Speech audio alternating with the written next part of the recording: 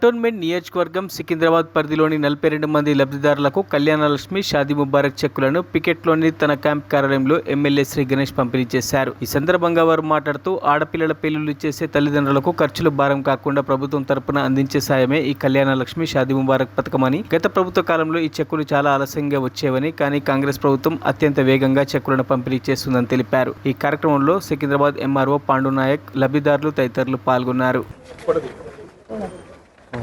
ఇంకా ఇట్లా పట్టుకున్నాం. గౌరవ ఎంఆర్ఓ పాండునాయక్ గారికి, విచ్చేసిన మా కుటుంబ సభ్యులైన అమ్మలకి, అక్కలకి, చెల్లెలకి, అన్న తమ్ముళ్ళందరికీ, మీడియా మిత్రులకి నా యొక్క హృదయపూర్వకంగా నమస్కారాలు. ఈరోజు చాలా సంతోషంగా ఉంది. 42 మందికి పెళ్ళిళ్ళు చేసి వాళ్ళు కూడా అంత పేద ప్రజలకు ఈ యొక్క పథకం పెళ్ళిళ్ళు చేసినాక భారం కాకుండా గవర్నమెంట్ నుంచి ఇదొక సపోర్టు. అందులో భాగంగానే ఈరోజు 42 మందికి సికింద్రాబాద్ ఎంఆర్ఓలో ఉన్న వారి లిమిట్స్లో ఉన్న వారికి ఇవాళ ఇవ్వడం జరిగింది.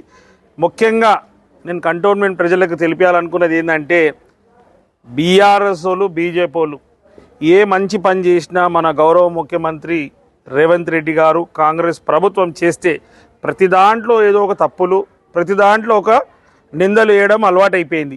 ఇప్పుడు ఏం చేస్తారు, ఈరోజు చెక్కులు ఇచ్చి అనగానే రేపొద్దున వారు బంగారం ఏందని అడుగుతారు. నిన్న సన్న బియ్యం ఇచ్చినాక 2500 ఏమైందంటారు. అట్లా ఏదో ఒక ఇది ఇచ్చిందంటే దీని గురించి మాట్లాడకుండా పెన్షన్ ఏమైంది, 2500 ఏమైంది, అది ఇదని కదా. అమ్మ, రాష్ట్ర ఆర్థిక పరిస్థితిని చూసి, అంతకుముందుకు ఆర్థిక పరిస్థితి అన్ని ప్రాజెక్టుల పేరు మీద డబ్బులు ఖర్చు పెట్టి అవన్నీ కమిషన్లకు వాళ్ళు మళ్లించి రాష్ట్ర ప్రభుత్వంది ఏదైతే ఆర్థిక వ్యవస్థ డబ్బులు ఉంటాయో అవన్నీ కొల్లగొట్టినందుకే ఇచ్చిన హామీలు లేట్ అవుతుంది. లేట్ అయినా కూడా ఏదేది అవసరం ఉందో అప్పుడప్పుడు ఎప్పుడెప్పుడు ఏమేమి ఇవ్వాలా అది ఇచ్చుకుంటూ వస్తూనే ఉన్నారు. మీకు సరైన సమయంలో వాళ్ళ ప్రభుత్వం ఉన్నది లేట్ అయినా కూడా మనమైతే మీకు ఎవరికి షాదీ ముబారక్ చెక్ కావచ్చు, కళ్యాణ లక్ష్మి చెక్ ఇవ్వడం అవుతుంది. వారు మళ్ళీ ఇచ్చినాక కూడా మరిన్ని అప్డేట్స్ కోసం మా ఛానల్ని సబ్స్క్రైబ్ చేయండి.